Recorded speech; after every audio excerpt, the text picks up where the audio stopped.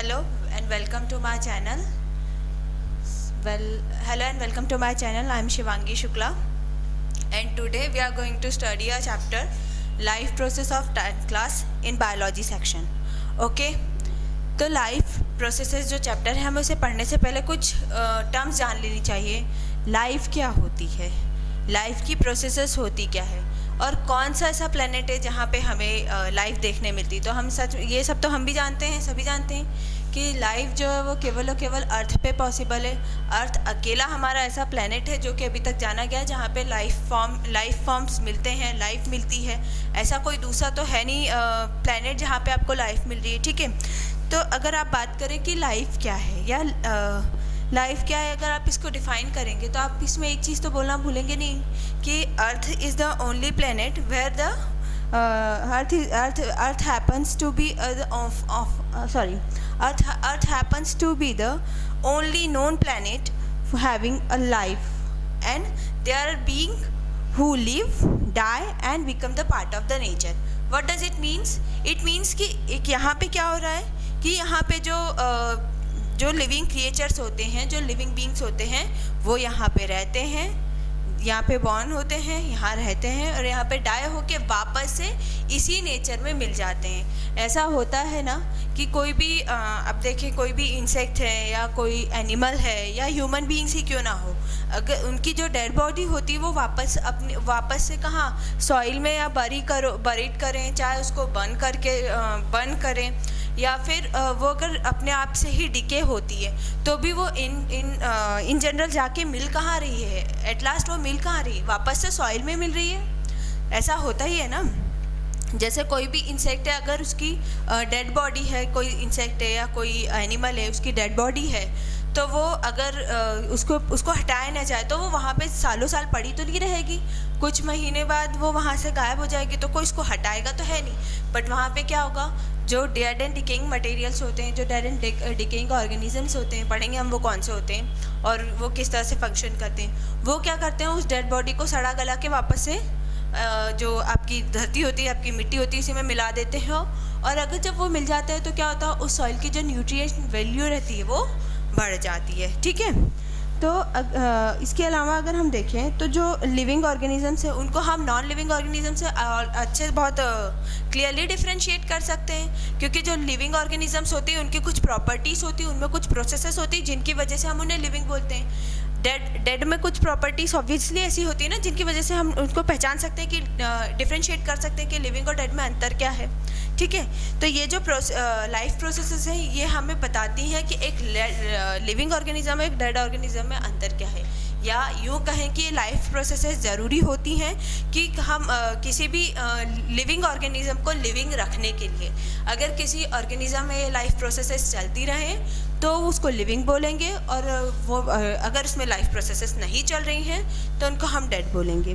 अगर आप life processes की बात करें और लाइफ प्रोसेस की डेफिनेशन बोलना चाहें तो वो डेफिनेशन क्या होगी, वो डेफिनेशन होगी maintenance of living organisms is the process by which together perform the function of maintenance of life are called as life processes. I repeat, the processes which together perform the function of maintenance of life are called as life processes. अब ये जो life processes होती ये किसी भी organism में इसका maintenance बहुत ज़रूरी होता है. Maintenance of living organism is essential even if they are moving, they are resting और even they are sleeping.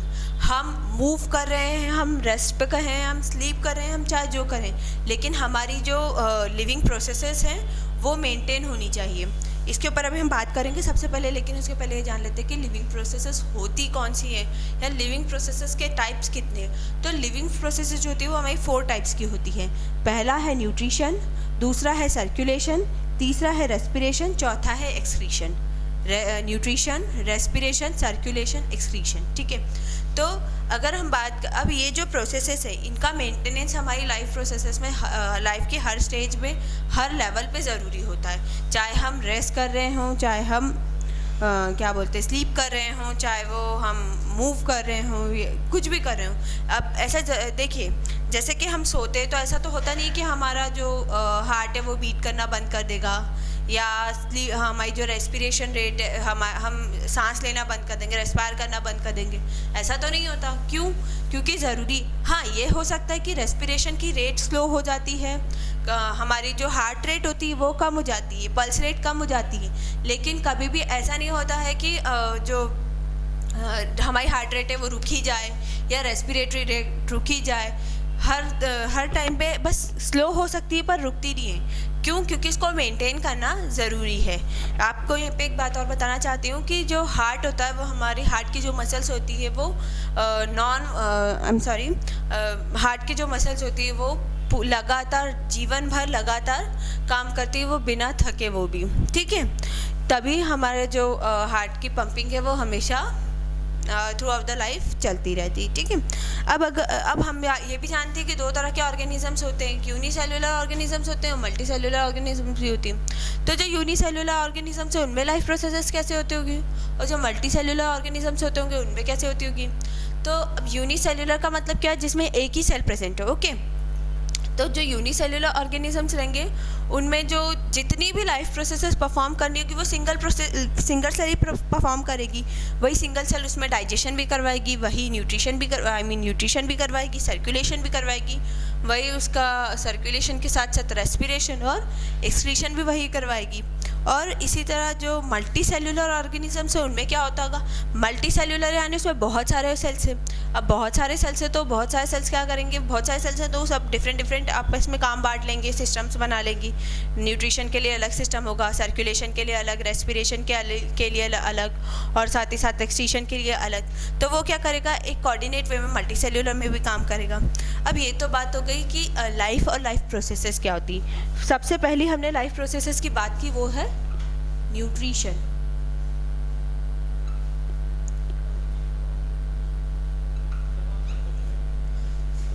Nutrition से क्या मतलब है, या यूँ कहूँ मैं कि न्यूट्रिशन क्या होता है। तो न्यूट्रिशन क्या है? न्यूट्रिशन इज़ द प्रोसेस, अगर इसकी डेफिनेशन की बात करें तो इसकी डेफिनेशन है, nutrition is the process where an entity takes food and utilize for energy. It is a pivotal biological process that helps living beings to obtain their energy from various sources.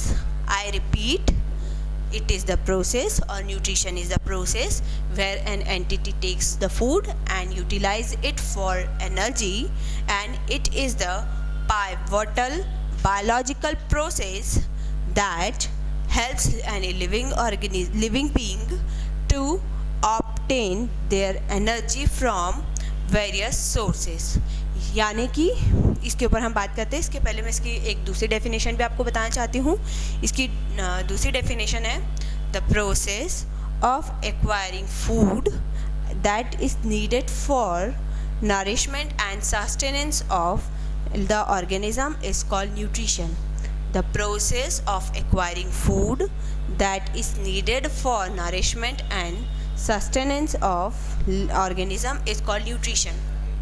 हम इन दोनों definition की बात करें तो जो पहली definition है उसमें हम ये बता रहे हैं कि न्यूट्रिशन एक ऐसी प्रोसेस है जिसमें कि जो लिविंग बॉडी होती है या कोई एंटिटी है वो फूड लेता है, फूड को यूज़ करता है, फूड लेता है और उसको यूटिलाइज़ करता है एनर्जी के लिए।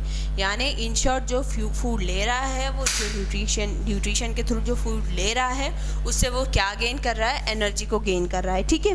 और ये एक पाइवोटल बायोलॉजिकल प्रोसेस क्यों बोला इसे? क्योंकि बहुत ज़रूरी है किसी भी लिविंग बीइंग के लिए। अगर उसको उसकी सारी बॉडी फंक्शन अच्छा करे उसके लिए उसको न्यूट्रिएंट्स की ज़रूरत तो पड़ेगी ही पड़ेगी, ठीक है। तो न्यूट्रिशन की ज़रूरत के लिए उसको क्या न्यूट्रिएंट्स लेने ही पड़ेंगे, और यही क्या करेगा? यही एनर्जी रिलीज़ करवाता है, यही एनर्जी देता है किसी भी लिविंग बीइंग को। उसके लिए मतलब हमें क्या ज़रूरत है कि यानी कि बहुत ही ज़रूरी बायोलॉजिकल फंक्शन है, ठीक है। और इससे क्या हो रहा है कि लिविंग बीइंग जो है वो एनर्जी को ऑब्टेन कर रहा है, उसके सोर्सेस कहीं भी हो सकते हैं, ठीक है। और जो दूसरी डेफिनेशन थी उसमें हमने कहा the process of acquiring food that is needed for the nourishment and sustenance of an organism. यानी कि ये न्यूट्रिशन एक वो प्रोसेस है जहाँ पे जो लिविंग ऑर्गेनिज्म है उसको किस लिए ज़रूरी है ताकि उसको नरिशमेंट मिले और वो सस्टेन कर सके, रह सके। ठीक है, अब न्यूट्रिशन की बात की तो यहीं पे हम बात करेंगे न्यूट्रिएंट्स की। तो न्यूट्रिएंट्स की अगर डेफिनेशन बोले तो न्यूट्रिएंट्स कुछ सब्सटेंसेस हैं। ठीक है, तो nutrients are the substances which provide nutrition based on the body requirement. Nutrients वो सब्सटेंस होते हैं जो कि हमें बॉडी के जो रिक्वायरमेंट होते हैं उसके अकॉर्डिंग न्यूट्रिशन प्रोवाइड करते हैं, उन्हीं को हम बोलते हैं न्यूट्रिएंट्स। ठीक है, अब न्यूट्रिशन की बात कर रहे हैं तो न्यूट्रिशन के 2 मोड होते हैं।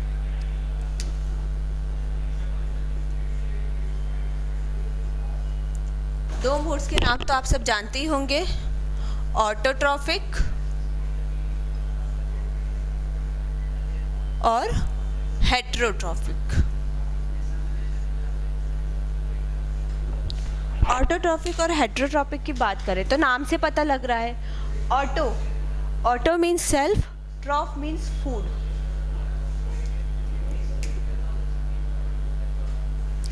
और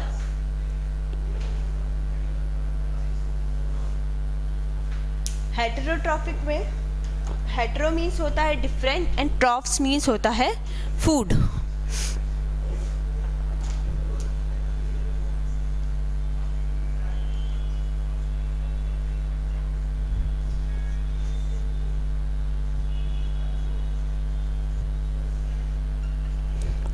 ऑटोट्रॉफिक वो ऑर्गेनिजम्स होते, वो प्रोसेस है न्यूट्रिशन का, वो मोड है जिसमें कि ऑर्गेनिज्म जो है वो अपना खाना खुद से बनाता है। और हेटेरोट्रॉफ का मतलब होता है, ऑटोट्रॉफ का हमने जब क्या मतलब निकला था, सेल्फ फूड, यानी जो अपना खाना खुद से बनाए, वो होते हैं ऑटोट्रॉफिक, वो होते हैं ऑटोट्रॉफ्स। और जो मोड होता है न्यूट्रिशन का इसको बोलते हैं ऑटोट्रॉफिक।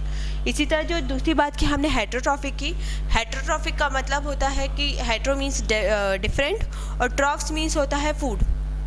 हेटेरोट्रॉफ का मतलब ये हुआ कि जो अपना खाना खुद ना बना के दूसरे के ऊपर डिपेंड करे अपने खाने के लिए, अपने फूड के लिए, अपने नरिशमेंट के लिए, अपने न्यूट्रिशन के लिए दूसरे पे डिपेंड कर रहा है, वो होता है हेटेरोट्रॉफिक। ठीक है, तो अब अगर अपन बात करते हैं हेटेरोट्रॉफिक की, ठीक है, सबसे पहला हेटेरोट्रॉफिक, इसमें आप इसकी अगर डेफिनेशन लिखना चाहेंगे तो डेफिनेशन क्या होगी इसकी, if an organism can nourish itself by making its own food having by making its own food using sunlight or chemicals, such mode of nutrition is known as autotrophic nutrition, and this process is used by autotrophs। Autotrophs जो autotrophic nutrition acquire करते हैं उन्हें बोला जाता है autotrophs. मैं एक बार आपके लिए डेफिनेशन वापस से रिपीट कर रही हूँ, if an organism can nourish itself by making its own food using sunlight और chemical, such mode of nutrition is known as autotrophic nutrition. Okay, इसके एग्जाम्पल्स हैं plants, algae and some bacterias. Plants को कभी देखा है क्या वो किसी से बोलते हैं कि मुझे मेरा खाना बना के दे दो, या मुझे कोई खाना दे दो, ऐसा तो नहीं होता है। वो खुद से खाना बनाते हैं, खुद से जो CO2 होती है वो ऑलरेडी एटमॉस्फेयर में प्रेजेंट है, वाटर आप उन्हें देते हैं, या अगर आप ना भी देते हैं तो भी बारिश से इतना मिल जाता है, फिर वो सॉइल में उसको कंजर्व करके रखते हैं वाटर, और उसके अलावा कार्बन डाइऑक्साइड, उसके बाद सनलाइट उन्हें मिलती जिसके हेल्प से वो अपना फूड बनाते हैं और ऑक्सीजन रिलीज़ करते हैं। मैंने इसमें एक प्रोसेस बताई है, आप सभी उसका नाम तो जानते ही होंगे। हाँ, सही बोल रहे हैं, फोटोसिंथेसिस होती है वो प्रोसेस। फोटोसिंथेसिस में क्या होता है कि वो जो प्लांट्स होते हैं वो अपना खाना खुद बनाते हैं। ठीक है, अब प्लांट्स जो है वो सनलाइट को यूज़ करके अपना खाना बना रहे हैं, इसलिए प्लांट्स को बोलेंगे जो मतलब सनलाइट या लाइट यूज़ कर बनाते हैं। लाइट के लिए वर्ड यूज़ होता है फोटो। तो प्लांट्स क्या हुए, फोटोट्रॉफ्स, और फोटोट्रॉफ्स के साथ साथ ये ऑटोट्रॉफिक मोड ऑफ न्यूट्रिशन है, ऑटोट्रॉफ्स भी हैं, तो इनको बोलेंगे फोटो ऑटोट्रॉफ्स। ठीक है, सारे प्लांट्स ऐसा ही करते हैं। उसके बाद मैंने कहा कुछ बैक्टीरिया में मेनली जो साइनोबैक्टीरियास होते हैं वो अपना खाना खुद बनाते हैं, ठीक है। और वो जो बैक्टीरियास होते हैं वो केमिकल यूज़ करते हैं सनलाइट की जगह, इसलिए उन्हें बोलते हैं कीमो ऑटोट्रॉफ्स। केमिकल के लिए वर्ड यूज़ होता है कीमो, तो इसीलिए इनको बोलते हैं कीमो ऑटोट्रॉफ्स। ओके, अब अगर बात कर रहे हैं हमने अभी बात की फोटोसिंथेसिस की, तो फोटोसिंथेसिस की एक रिएक्शन है जो कि आप लोगों को पता ही होगी। 6CO2 plus 12H2O in the presence of sunlight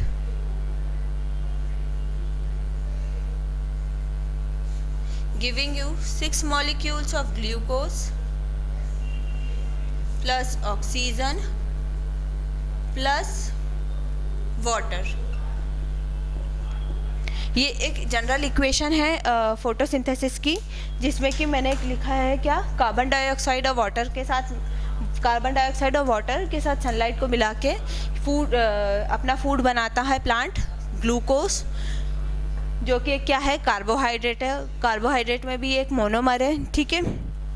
अब फोटोसिंथेसिस जो है एक बहुत ही इम्पोर्टेंट प्रोसेस है, जिसके थ्रू फोटोसिंथेसिस एक बहुत ही इंपॉर्टेंट प्रोसेस है जिसके थ्रू जो प्लांट है वो अपना फूड बनाता है, ठीक है।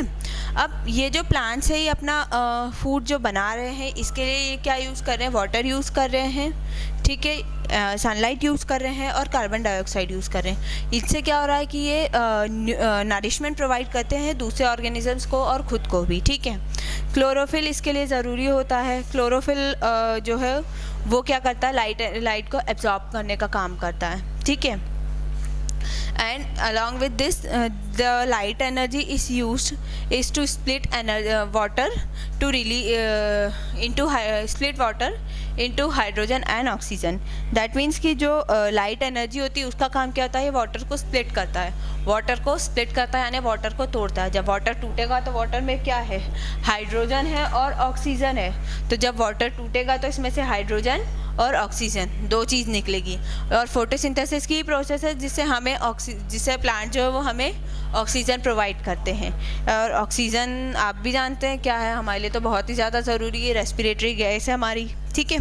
इसके साथ साथ अभी अगर मैंने एक वर्ड यूज़ किया, क्लोरोफिल जो होता है वो बहुत ही इसेंशियल होता है फोटोसिंथेसिस में, और क्लोरोफिल में ही पाया जाता है स्टोमेटा जो होता है वो कार्बन डाइऑक्साइड के इंटेक को फैसिलिटेट करता है। क्लोरोफिल क्या होता है, क्लोरोफिल ग्रीन पिगमेंट होता है प्लांट में, जो कि आपको पत्तियों में दिखेगा। जो पत्तियां होती है वो ग्रीन कलर की इसीलिए दिखती है क्योंकि उसमें क्लोरोफिल होता है, ठीक है। अब बात करते हैं फिर स्टोमेटा की। स्टोमेटा जो है वो क्या होते हैं, कुछ पोर्स होते हैं जो कि लीव्स पे प्रेजेंट होते हैं, और ये क्या करते हैं, गैसेस का जो एक्सचेंज होता है उसमें हेल्प करते हैं, ठीक है। Stomatas are the pores on the leaves that helps in the exchange of gases. They are mostly found on the underside of the leaf, and each stomata is guarded by the guard cell. Guard cells होती है stomata में, जो कि उसकी opening और closing को regulate करती है। और जो स्टोमेटा की जो गार्ड सेल में जो वाटर कंटेंट होता है वही रिस्पॉन्सिबल होता है उसके इस फंक्शन के लिए। स्टोमेटा के दो चीज़ बता रही हूँ मैं। स्टोमेटा अगर क्लोज्ड होगा तो कैसे दिखेगा, और स्टोमेटा ओपन होगा तो कैसे दिखेगा।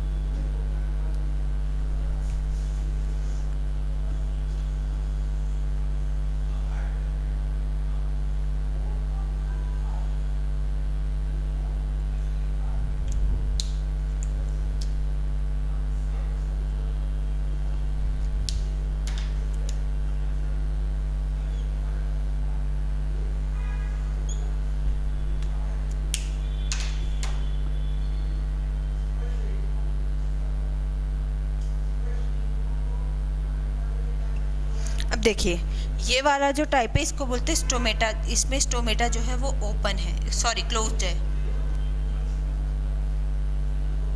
और ये वाला जो टाइप है इसमें स्टोमेटा ओपन है। ये है स्टोमेटा की सेल वॉल। ये है क्लोरोप्लास्ट।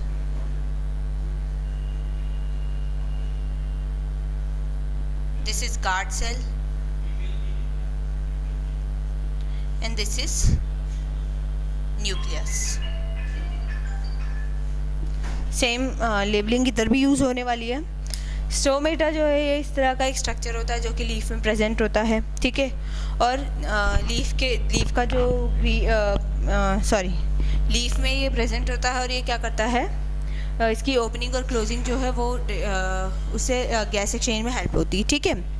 अब ये जो स्टोमेटा है इसके बारे में बहुत सारी चीज़ें हैं जो कि हम आगे चल के पढ़ेंगे।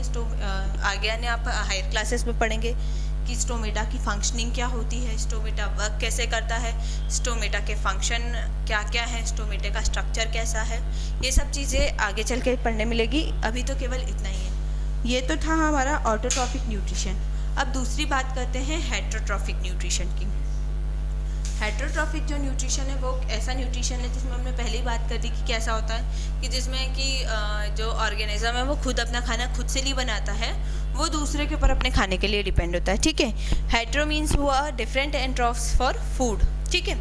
तो every organism is not capable of preparing its food on its own and such depends on the other for their nutrition.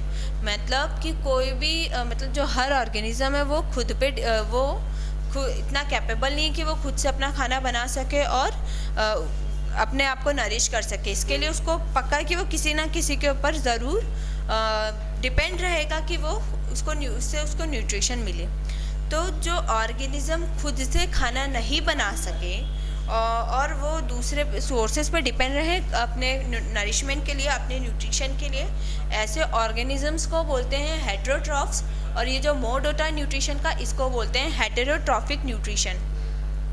इसकी डेफिनेशन है the organism which can not produce food on their own and depend on the other sources और organisms are called heterotrophs and this mode of nutrition is called heterotrophic nutrition.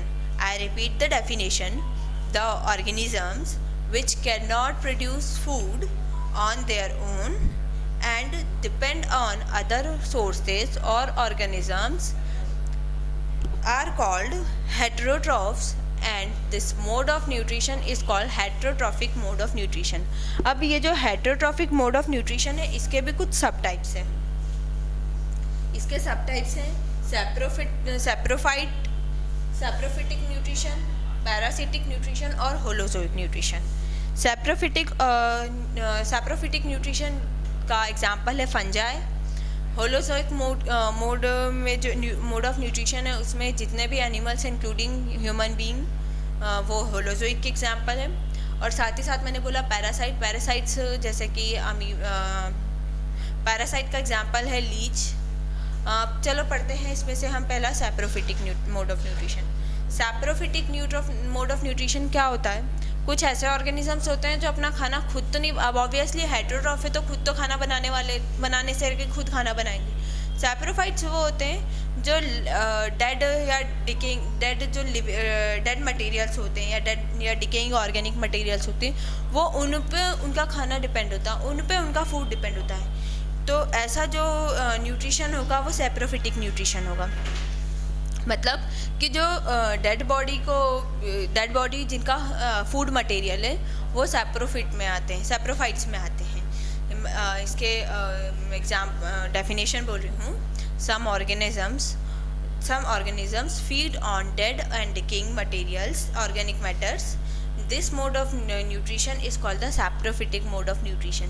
इसमें जो food है वो partially digest होता है body के outside में, किसी भी उस ऑर्गेनिज्म के बॉडी के आउटसाइड में, और फिर वो अब्जॉर्ब होता है, ठीक है।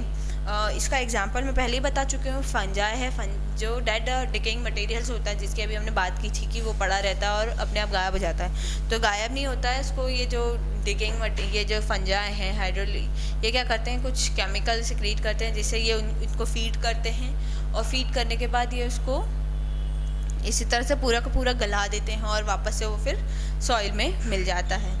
तो ये तो हुआ सैप्रोफिटिक। दूसरी बात की थी हमने पैरासिटिक मोड ऑफ न्यूट्रिशन की। पैरासिटिक मोड ऑफ न्यूट्रिशन क्या होता है?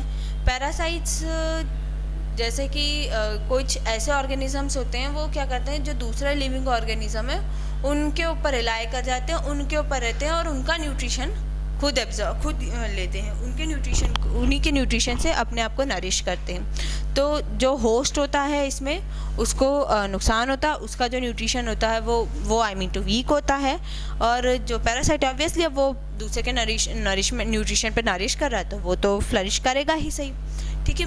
तो कुछ ऑर्गेनिजम्स ऐसे इसकी डेफिनेशन है, some organisms feed on the expenses of another organism and is called and in turn causing it to harm, and this is called the parasitic mode of nutrition। साफ साफ बोल रहा है डेफिनेशन में कि it causing it harm, उसको harm होता है, ठीक है। अब ये जो ऑर्गेनिजम्स है वो बॉडी के ऊपर भी रह सकते हैं, बॉडी के अंदर भी रह सकते हैं, और वहाँ से न्यूट्रिशन वो कहीं से भी ड्राइव कर सकते हैं, और डायरेक्टली बॉडी से, होस्ट की बॉडी से जिस पे वो रिलाई कर रहे हैं उस ऑर्गेनिज्म को बोलते हैं होस्ट ऑर्गेनिज्म, ठीक है। इसके एग्जांपल्स है जैसे लीचेस जो होती हैं वो एक्टोपैरासाइट की तरफ बिहेव करती है। एक्टोपैरासाइट यानी कि बॉडी के ऊपर वो कहीं पे भी अटैच हो जाती है और वहाँ से सीधे ब्लड को सक करती है। ये लीचेस को आई थिंक हिंदी में जोंक बोलते हैं, जिन्हें कि पहले के टाइम के लोग जो हैं वो ज़्यादा अच्छे से इनके बारे में बता सकते हैं कि वो क्या करते थे। उसके अंदर कुछ सकर्स होते हैं, और ये जो सकर्स होते हैं जब वो बॉडी पे बहुत स्ट्रांगली अटैच कर जाती है और वहाँ से वो सक करती है ब्लड को। उसके अलावा एस्कैरिस एक एंडोपैरासाइट है जो कि हमारे इंटेस्टाइन में एंडोपैरासाइट की तरह यूज़ होता है। एंडोपैरासाइट है वो जो कि हमारे इंटेस्टाइन में पाया जाता है, ह्यूमन की भी इंटेस्टाइन में पाया जाता है, जिन्हें कि जिसे कि हिंदी में बोलते हैं पेट में कीड़े लगना। ये जो होता है एस्कैरिस, ये क्या करता है कि ह्यूमन की इंटेस्टाइन में रहता है, फिर वहीं से वो ह्यूमन का जो क्या बोलते हैं न्यूट्रिशन है, उसका जो नरिशमेंट है उसको खुद ड्राइव कर लेता है। तो ऐसे जो उसका सफ़रर होता है, जो पेशेंट होता है वो वीक होता है, ठीक है।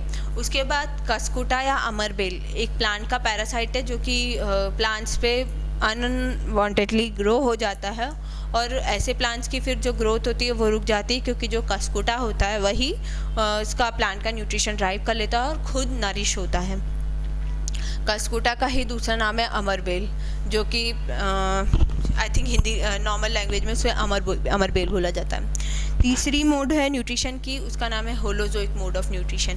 होलोजोइक मोड ऑफ न्यूट्रिशन एक ऐसा उसको हम डिफाइन करने के लिए ऐसा बोल सकते हैं कि ये एक ऐसी मेथड है न्यूट्रिशन की जिसमें कि इंजेक्शन होगा कुछ कॉम्प्लेक्स ऑर्गेनिक सब्सटेंसेस का, और वो जो कि सॉलिड या लिक्विड स्टेट भी हो सकती है। Okay, holozoic nutrition can be defined as the method of nutrition which involves the injection of some complex or organic substances that may be in the solid or liquid state. I repeat, holozoic nutrition can be defined as a method of nutrition which involves the ingestion of some complex organic substances that may be in the solid or liquid state. या इसकी holozoic mode of nutrition की अगर मैं definition की बात करूँ तो इसकी एक और डेफिनेशन है, वो है holozoic nutrition is the process of nutrition that takes place in the organism which takes solid or liquid food inside their body. Holozoic mode of nutrition, I repeat, holozoic nutrition is the process of nutrition that takes place in the organism which takes solid or liquid food inside the body.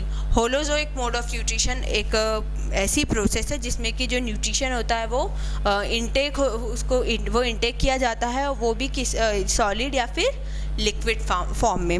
इसकी 5 processes होती है: ingestion, digestion, absorption, assimilation और ईजेशन।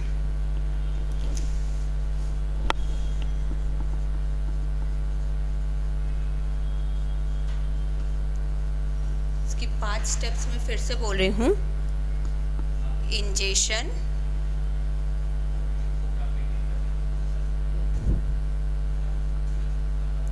Digestion,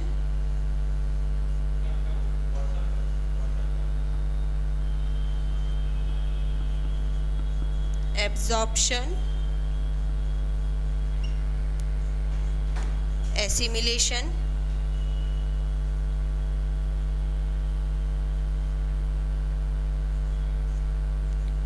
ईजेशन।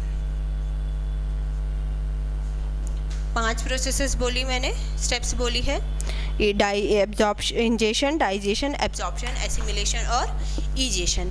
अब अगर बात करते हैं इन 5 steps की, पहली बोली इंजेशन। इंजेशन का मतलब क्या होता है कि जो भी हम फूड को एनगल्फ कर रहे हैं, जो भी हम फूड ले रहे हैं, उसको वो प्रोसेस होती है, process of intake of food is ingestion. ठीक है, इसकी डेफिनेशन क्या होगी?